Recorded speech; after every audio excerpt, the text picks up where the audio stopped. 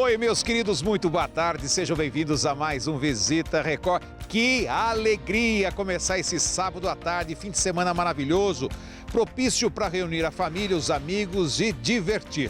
E por falar em diversão, nós vamos começar agora com Visita Record. Primeiro com um assunto muito importante. Você já ouviu falar sobre ceratocone? É uma doença oftalmológica e atinge muitos brasileiros. Você vai conferir os perigos e as prevenções para você evitar esse tipo de doença. Também vai saber tudo sobre o cabelo pós-verão, cabelo opaco, ressecado ou elástico. Você sabe qual que é, mulher? Pois é, o Visita Record foi desvendar os segredos de um bom cabelo. E tem também essa dica turística por esse passeio incrível pela represa de Itupararanga. Gente, lugares maravilhosos, práticas de esportes para você conferir. Tudo isso com amor e carinho a partir de agora aqui no Visita Record.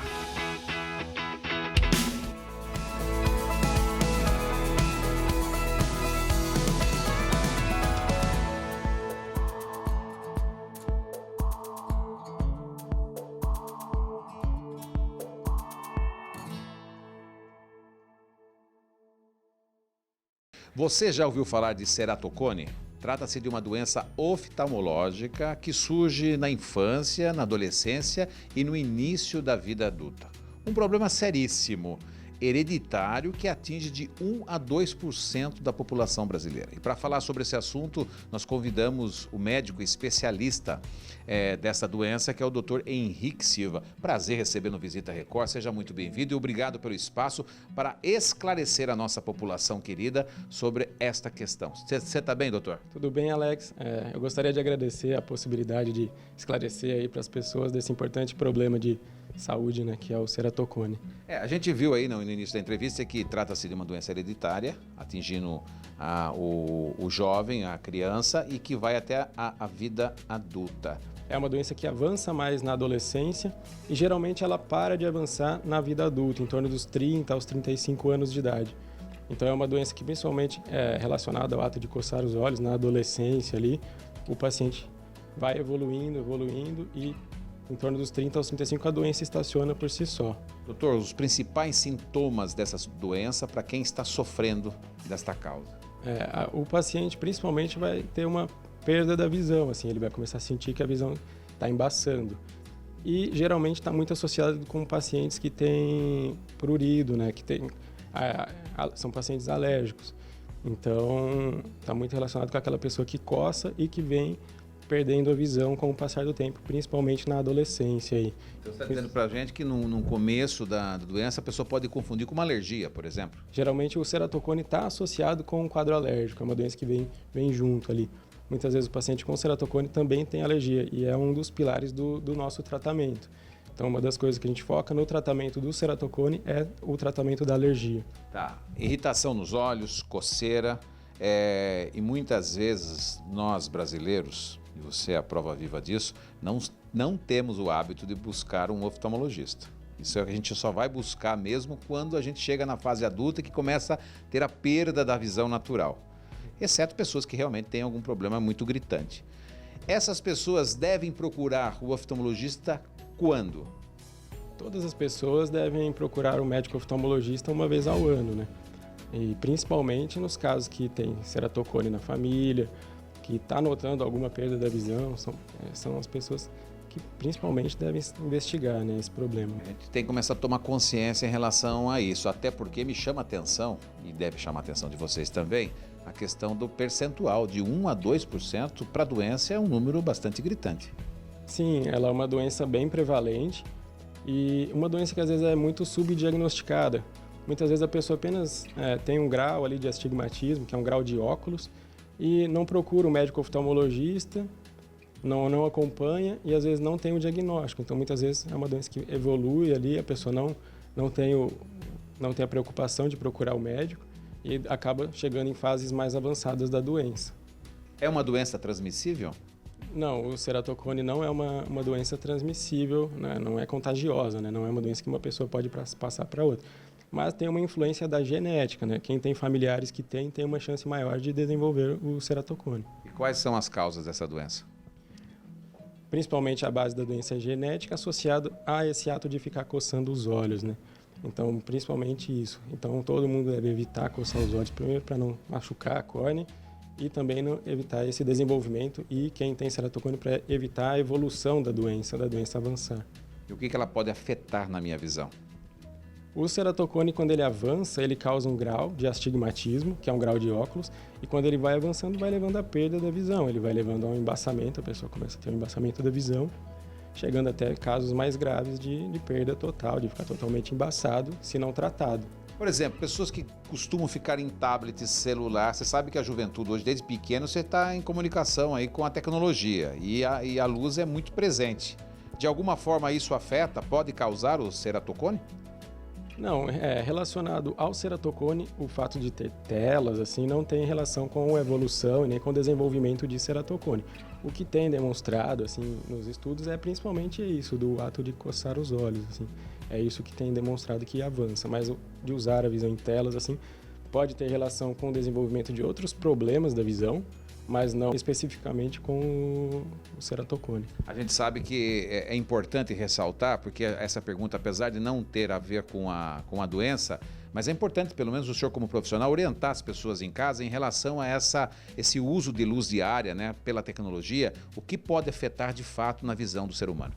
Sim, hoje em dia, pelo fato das crianças utilizarem muito tablets, o celular está muito presente no dia a dia, tem aumentado muito a incidência de miopia, né? Que é um erro de refrativo da visão, que é o grau de miopia de óculos. É muito comum isso nas suas consultas?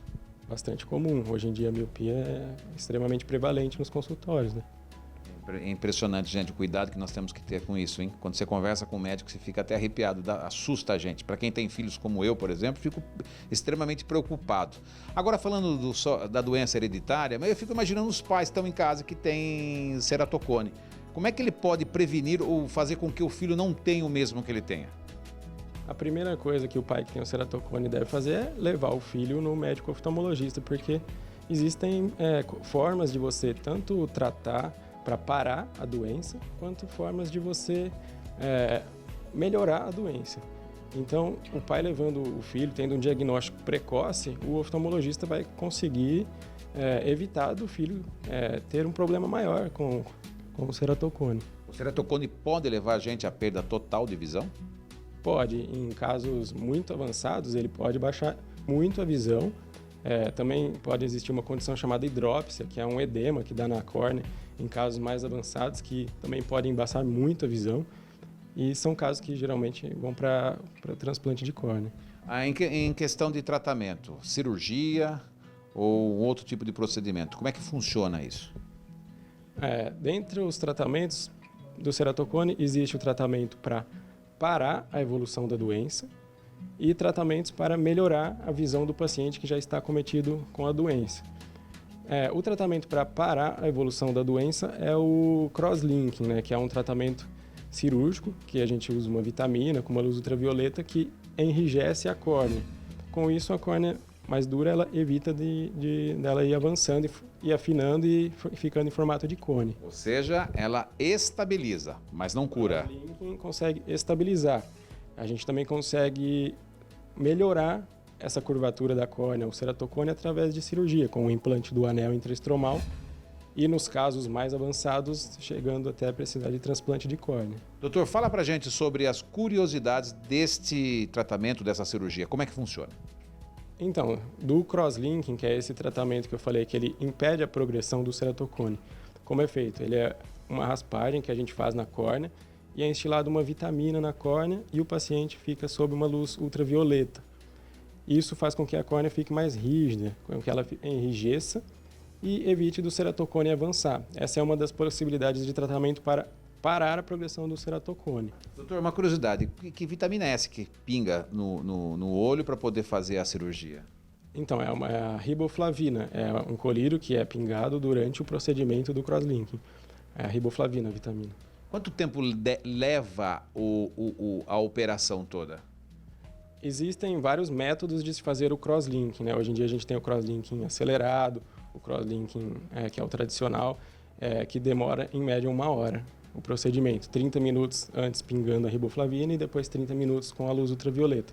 No caso do crosslink, ele é a primeira opção, depois, se não, vem o transplante. Não que ele seja a primeira opção. O crosslinking ele é utilizado para parar a progressão.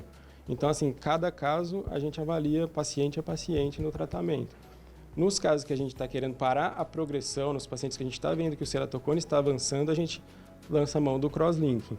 E nos casos de que a gente precisa da melhora da visão, em casos que já estão mais avançados, às vezes a gente precisa de outros tipos de tratamento cirúrgico, como o anel, o implante do anel e às vezes até o transplante de córnea. Olha, nós estamos aqui no BOS, que é uma referência na América Latina, um hospital reconhecido internacionalmente pela sua qualidade e pelo grande atendimento que faz para a população, principalmente do nosso estado de São Paulo. Mas, doutor, aproveitando que eu estou aqui nessa referência mundial, né, de hospital, de tratamento de visão, eu queria que o senhor desse mais uma orientação ao público de casa, que muitas vezes, teimosamente ou por falta da opção financeira, acaba optando em comprar óculos de camelôs, seja de sol, seja aquelas lentes oftalmológicas de péssima qualidade. O que isso pode afetar na vida de uma pessoa no seu dia a dia? Isso é extremamente perigoso. Primeiro porque a adaptação de lente de contato sempre tem que ser feita por um médico oftalmologista, senão isso pode levar ao prejuízo da córnea e do olho do paciente. Os óculos também, né? Além da pessoa, quando ela busca ali um óculos ou uma lente numa ótica sem ter o exame oftalmológico correto, pode estar passando batido casos de ceratocone, de glaucoma, de problemas na retina, que não são diagnosticados. Então, por isso a importância de passar sempre com o médico oftalmologista.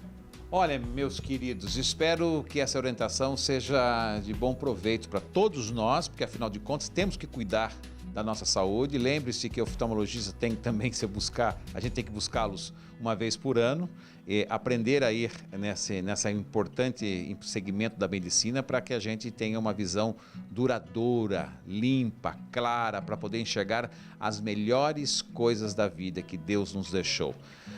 Quero agradecer mais uma vez ao Hospital BOS, né, essa referência internacional que fica na cidade de Sorocaba, mas que atende de bom grado todo o nosso estado de São Paulo e gente do Brasil inteiro, mas a gente dá mais, fala aqui do nosso estado, do nosso interior, onde vem gente de tudo quanto é lugar para ser tratado no hospital. Doutor Henrique Silva, muitíssimo obrigado, seja muito feliz e muito obrigado de coração pelos esclarecimentos.